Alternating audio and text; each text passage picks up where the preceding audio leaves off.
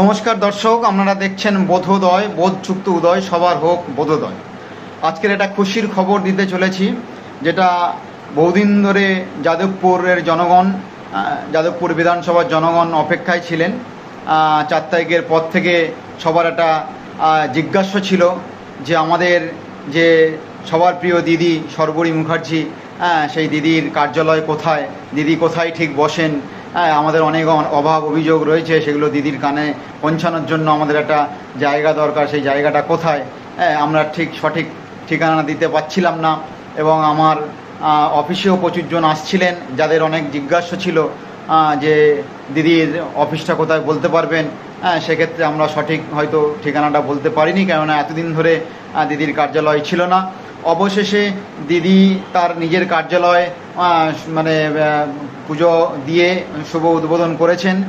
আমি আপনাদের বরঞ্চ লেটে খবরটা জানাচ্ছি। সোমবার থেকে সমস্ত লোক দিদির সেই কার্যালয়ে যেতে পারবেন, এবং দিদির কার্যালয় এমন একটা লোকেশানে দিদি করেছেন, সেই লোকেশনটা খুব সুন্দর লোকেশান। মানুষ এক বাক্যে মানে একদম চিনে ফেলবেন এরকম একটা লোকেশান। আপনারা সেই লোকেশানটা যদি জানতে চান এবং যদি নোট করতে চান, আমার স্ক্রিনে দেওয়া একটা ভিডিও, এই ভিডিওটাতে দিদি সুন্দরভাবে বলে দিয়েছেন যে দিদির যে অফিস, সেই অফিসের লোকেশানটা কোথায়, এক্স্যাক্ট ঠিকানাটা কোথায়, সেইটা আপনারা ভালো করে দেখুন এবং নোট করুন। আপনাদের কাজে লাগবে, এবং আপনাদের দুঃখের অবসান এবং কৌতূহলের অবসান, জিজ্ঞাসার অবসান, আমার মনে হয় এই ভিডিওটা দেখলে আপনাদের সমস্ত মিটে যাবে। এবং এই ভিডিওটা আপনারা একটু দেখুন শেষ পর্যন্ত ধৈর্য ধরে, আপনারা পরিষ্কার হয়ে যাবে যে আমাদের দিদির কার্যালয়টা কোথায়। দেখুন ভিডিওটা।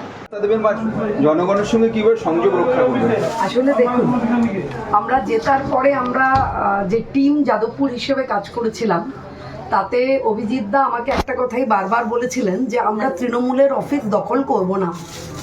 আমাদের এটা একটা বলতে পারেন একটা সিদ্ধান্ত ছিল যে তৃণমূলের অফিস দখল করে বিজেপির কার্যালয় হবে না। দেরি হবে, সময় লাগবে, কিন্তু বিজেপির কার্যালয়টা বিজেপিরই কার্যালয় হবে। তো আমাদের একটু সময় লাগলো, কিন্তু আমরা 10/3 সেন্ট্রাল পার্ক, আমাদের বাঘাযতীনের এখানে ভারত মাতার মন্দির সবাই চেনেন, মন্দিরের ঠিক উল্টো দিকে ঢুকলেই সেন্ট্রাল পার্ক।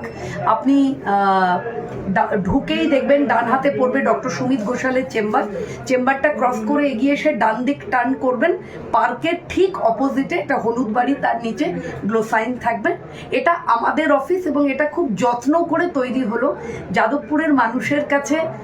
আগামী সোমবার থেকে তাদের সমস্ত প্রয়োজন অপ্রয়োজন, সুখে দুঃখে অভাবে অনটনে সমস্ত কিছুতে যাদবপুর বিধানসভার কার্যালয় 10/3 সেন্ট্রাল পার্ক।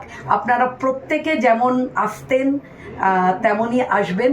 যাদবপুর বিধানসভার বিধায়ক হিসেবে আমি সর্বদা আপনার সাথে, আপনার পাশে। সব দলের জন্য দরজা খোলা? নিশ্চয়ই খোলা, কারণ প্রার্থী ছিলাম বিজেপির, বিধায়ক আমি যাদবপুরের।